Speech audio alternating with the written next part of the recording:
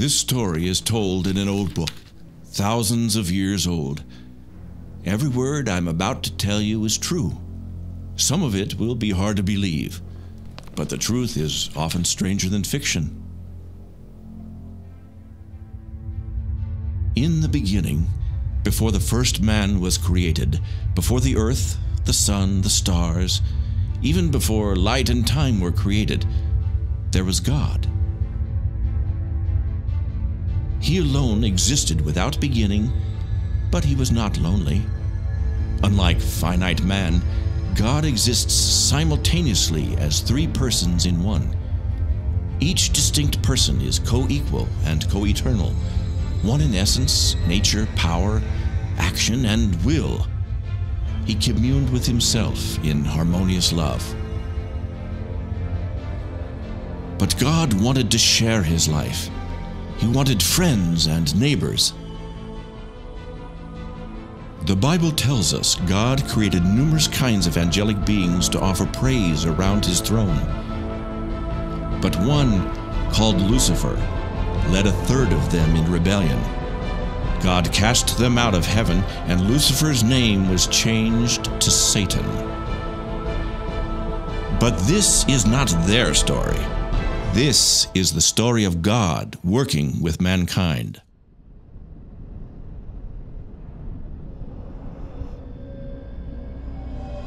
In the beginning, God created the heaven and the earth. And it came to pass that the earth was formless and void, and the Creator moved upon the face of the waters. Suddenly, God spoke into the darkness. "Let there be light." It was not as many modern men suppose. The Creator did not make use of evolution. He created all things by simply speaking them into existence. In 6 24-hour days, God made plants and animals to populate the earth. On the 6th day, with the evil ones watching, God formed a new creature from the dust of the ground. God breathed his own life into the body of clay, and the man became a living soul. He was made in the image of God, higher than the animals. God called the new creature man and gave him the name Adam. God looked at all his creation and said, "It is very good." Every day God talked with Adam, and life was wonderful. God brought all the animals before Adam so he could give each one a name. As the animals passed, Adam came to realize that he did not have a mate like they did. And God said, "I will make a mate to help Adam." God caused Adam to experience a deep sleep, and then took a rib from his side. With the rib, God fashioned a beautiful woman to be Adam's loving helper. God woke Adam and brought the woman to him. He told them to have children and replenish the earth, and Adam called his beautiful new wife Eve. They were both naked, but, like children, they were not aware of it. "She is bone of my bone and flesh of my flesh." Satan, the evil one, watched.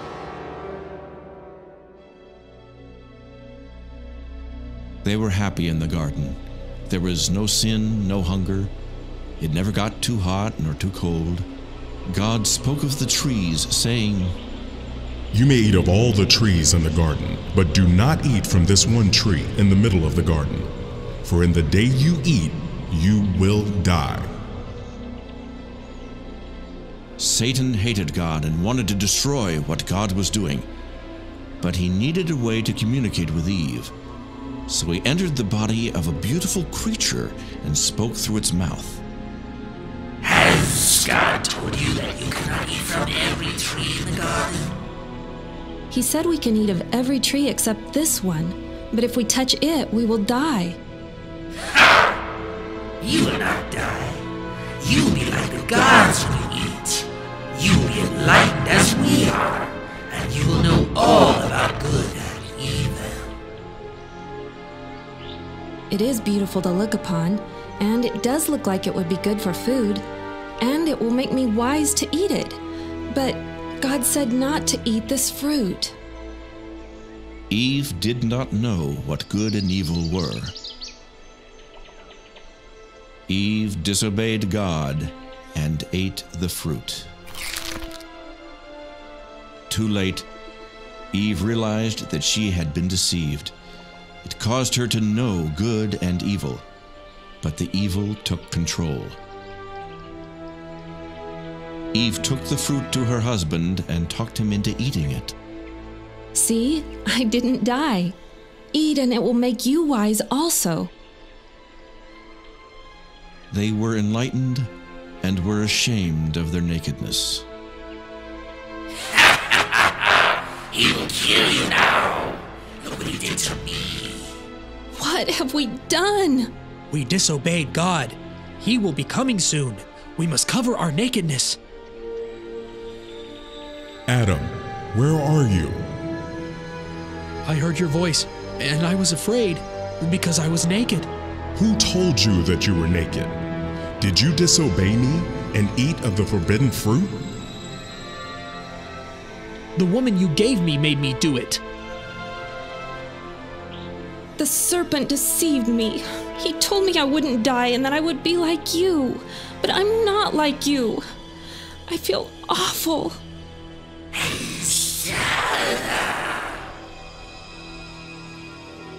So God cursed the serpent and said unto him, Because you have done this, I will make you crawl on your belly and get dust in your mouth. I will make your seed and the woman's child to be enemies. Your seed will bruise the heel of the woman's child, but he will bruise your head. Here is the promise of a future battle. A time will come when the woman's seed will defeat Satan. This person will redeem mankind back to God and deliver them from the curse of sin and death. God could have destroyed Lucifer and all his angels in just a moment's time, but he allowed them to live as a test for the human race. Will men follow God, or will they follow Satan in his rebellion? God cursed mankind, saying, Adam, because you have yielded to your wife's persuasion and disobeyed me, I will curse this earth and cause thorns and thistles to grow better than the vegetables, and you will have to work hard to make the ground produce something to eat. As long as you live, you will have sorrow, working by the sweat on your face until you die and return to the ground from which you came. It was now time for Adam and Eve to die, just as God promised. But instead of killing them, God killed animals in their place and took the skins and made coats for Adam and Eve. He didn't kill us. We're still alive. He killed the animals instead of us. Adam and Eve didn't die that day because innocent animals died in their places. But the death sentence had passed upon them, and eventually they too would die. Death is the penalty for sin. Since Adam and Eve were now sinners, God put them out of the beautiful garden, so they would not eat of the tree of life and live forever in their sinful states. God placed a special kind of angel called a cherubim at the entrance to the garden to keep anyone from getting to the tree of life. The garden was eventually destroyed and the tree moved from the earth. One day it will be brought back to the earth, but I am getting ahead of my story.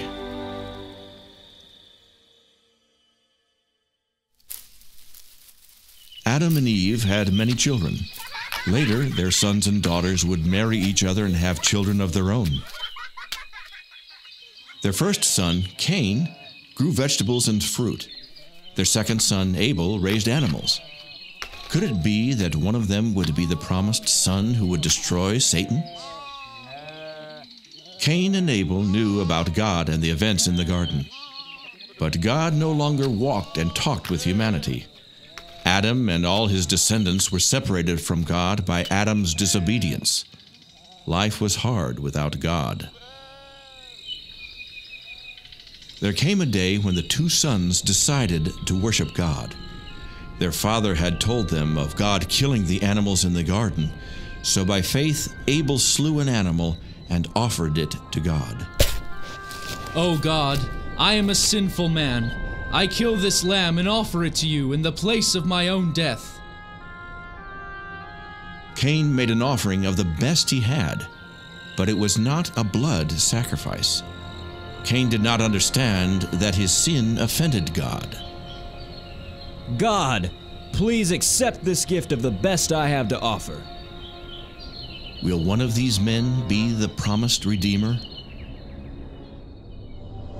No, Cain. God rejected Cain's offering because it was without blood. God was pleased with Abel and his offering. When he saw the shedding of the blood of the innocent lamb, God put away Abel's sin. God said to Cain, If you do what you should, I will be pleased with you. Also, you will rule over your brother Abel, and he will live in subjection to you. Who do you think you are? My fruit and vegetables are worth more than that bloody lamb. What makes you so special? My brother, there is still time to offer a blood sacrifice. I've had all of this I'm going to take! Abel died, and Cain tried to hide his sin of murder. But Cain could not hide his evil deed from God. God sees and knows all. Cain, where is your brother Abel? How should I know? Am I supposed to take care of my brother? Your brother's blood is still on the ground.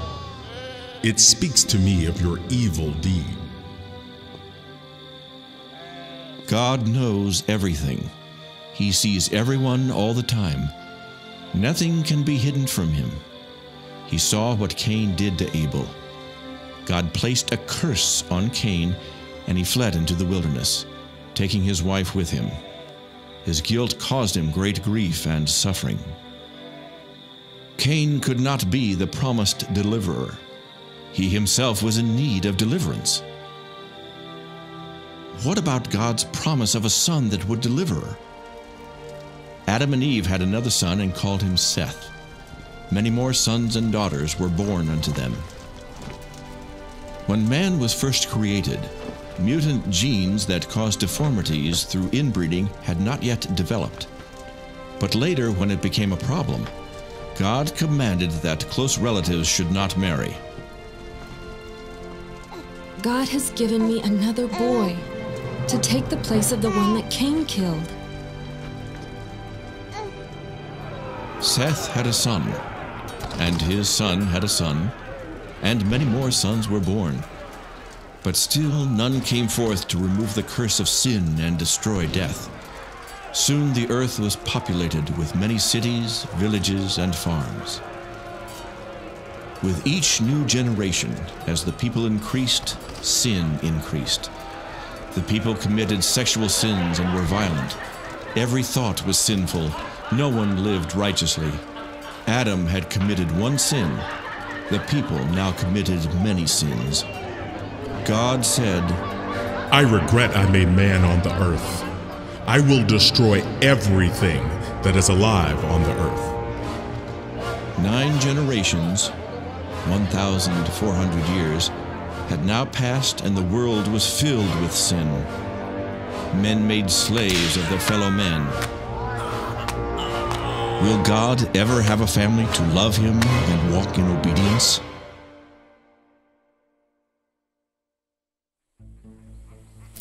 But there was one man who practiced justice and always did the right thing. Though God would kill all the others on the earth, he decided to be gracious to this man and not kill him or his family. Noah, I am going to send a great flood of water upon all of the earth. Everything that has breath will die. In order to save yourself, your family, and the animals, you will build a big boat. Take with you on the boat 1 pair of every animal upon the face of the earth. You will take 7 of all that are permissible to eat. I will tell you how to build the boat and what you will need to bring to prepare for the flood. Could Noah be the promised child, the one to destroy the works of Satan? Will he obey God, or will he too fail? God told Noah how big the boat must be to hold every air-breathing creature on the earth, along with the food they would eat. It made Noah sad to think of everyone perishing in the coming flood. So at every chance, he warned them to stop sinning. I am telling you one last time, God is going to destroy the world with a great flood. You must believe me and join me on the boat. Why would a loving God destroy his children? Because of sin. You must stop sinning and treat your neighbor with love and justice. You old fool. 120 years later, when the boat was finished, God caused animals to come to Noah from all over the world. Look, here come more animals. They come on their own like someone is calling them. Some are so strange looking. I didn't know such animals existed. Do you think there could be anything to what Noah says about God sending a flood? Not a chance. Where could you get enough water to flood the entire earth? There's not much room left. This is the last of them. Noah, it is time. Come into the boat with all of your family and the animals. It will soon be too late for all of those who refuse to stop sinning. God shuts the door to the boat, and for 7 days, nothing happened. Look at the fools. Shut up in a big boat with all those animals in the middle of a dry plain, miles from any water. Yeah, I bet the lions have eaten them by now. They've been in there a week. But on the 7th day it began to rain, and water stored deep in the earth came to the surface. I have never seen anything like this. Do you think the crazy people in the boat could be right about God wanting to kill everybody for their sins? Don't be ridiculous. God is love. How could one man be right and all our religious leaders be wrong? Before this time, it had never rained. The weather was always nice, and a mist came up from the earth to water the ground. No one had ever seen or heard of rain, so many people thought Noah was crazy for thinking water was going to fall from the sky. But Noah believed what God said. I should have listened to Noah. What a fool I have been. God, save my baby! By the time the people realized Noah had been telling the truth, it was too late. It rained 40 days and nights until the water covered every mountain on the whole earth. Every living soul that breathed air died, except those that were in the boat with Noah. It would be more than a year before they would leave the boat.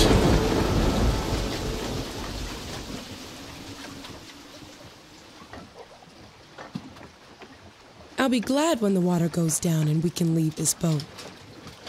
Finally, Noah released a dove, and it came back with a branch in its mouth, which meant that somewhere there was a tree already growing. Later, he again released it, and that time it did not come back, which meant it had found a good place to live. Before long, the boat settled on a mountaintop called Ararat. Everyone came out to a new world, a world without sin. Noah built an altar and offered animal sacrifices to God. Though Noah was a just man, there was still sin in his heart. These blood sacrifices were offered to God in substitution for the lives of Noah and all his family.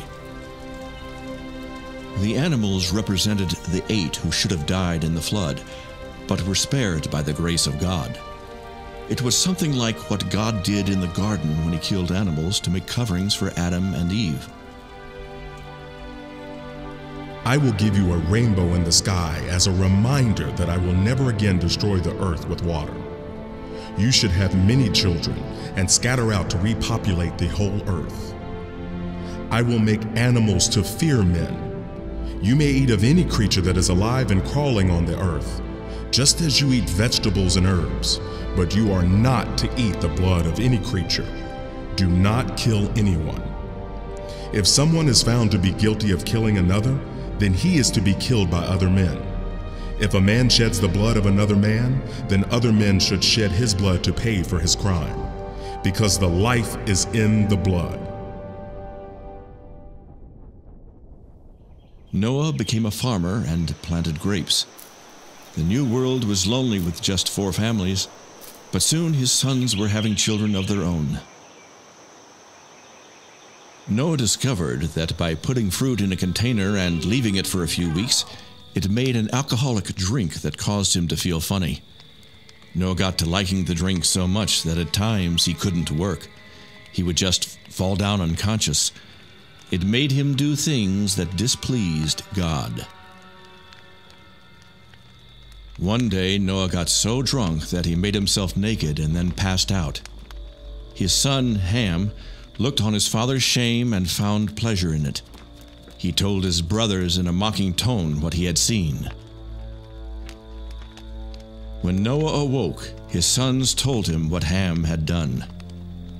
Your son, Canaan, and all his descendants will be the servants of the descendants of your brother Shem.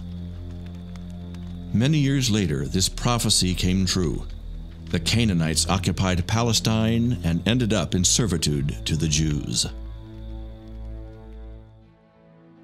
Noah and his family found grace in the eyes of God. God killed everyone except those 8 people. In time, Japheth went west and north to settle and repopulate. Shem went east and settled in Asia. Ham went south and settled in Africa and southern Asia. The descendants of his son, Canaan, settled in what is now called Palestine. And so the world was repopulated. Noah's son, Ham, had a son named Cush, and then Cush had a son named Nimrod. Nimrod grew up to be a mighty hunter and was well known throughout the whole earth. He refused to obey God and started his own false religion in a place called Babylon. The people of Babylon did not want to scatter out and repopulate the earth as God had commanded. So they got together and built a great and high tower as a center of worship. But it was not their creator they worshipped. Satan led them to create their own gods out of wood, stone, and metal. God was angry at their refusal to scatter over the earth. So he caused the people to speak many different languages.